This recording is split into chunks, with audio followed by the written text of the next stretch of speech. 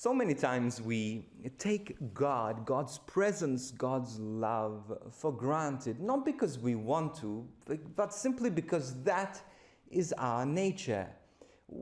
Familiarity, they say, breeds contempt, that we take things for granted. And I see this when I visit my home country of Malta. Now, I've just spent a couple of weeks in Malta and I loved it. I love every time I get to go there. But one of the things I notice whenever I'm there is that I'm often in awe at the beauty of Malta, at the cliffs, at the sea, at the buildings, and now the old buildings, more like the heritage and the historicity of Malta. It just blows me away.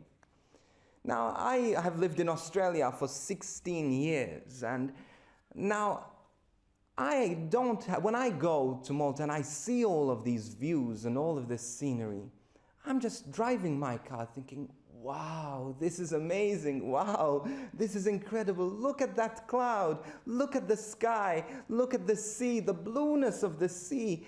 Because we don't get that here where I live in Australia.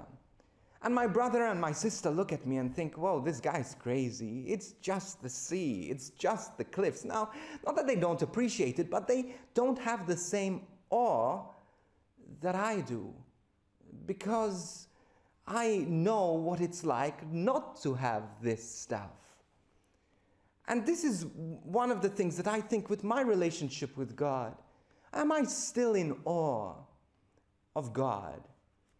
It's not that I don't appreciate God, but am I still in wonder? When I spend time with God, am I still thinking, wow, God is so amazing. Wow, it is so incredible to be in your presence.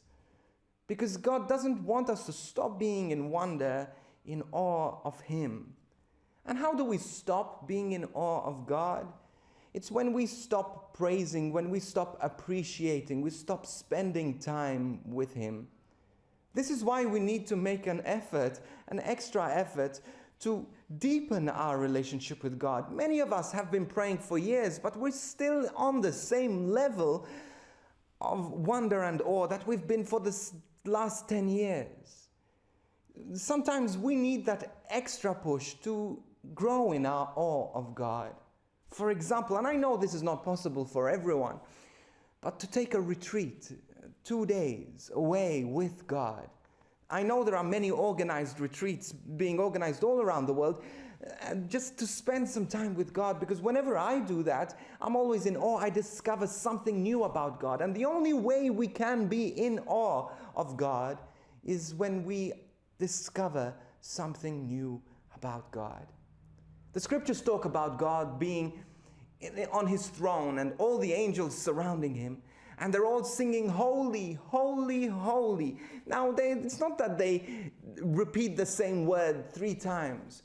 It's just that they are in so much awe of God, the angels, that when God moves His hand slightly, the angels are blown away and they cry out, holy. Then I imagine God moves His head to the left and they can't believe how awesome and how incredible God is, and they are pushed back by the glory of God and they go holy again. And then God moves again or smiles and they cannot believe the beauty and the wonder of God's smile and they go holy again. I want to be like the angels. I don't want to be like these people in the New Testament that took Jesus for granted because they saw Him every day. They saw the ordinariness of Him every day. Let us be in awe of God, awe of God's presence, but also awe of God in us.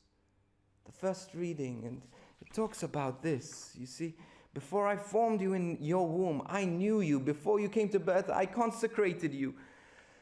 God created us in His image, and we can discover the wonder and the awe of God when we spend time looking at the wonder and awe of what God created in us.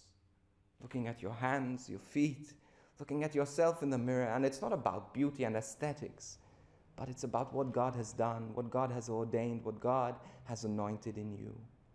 So Lord Jesus, let me always be in awe of who you are.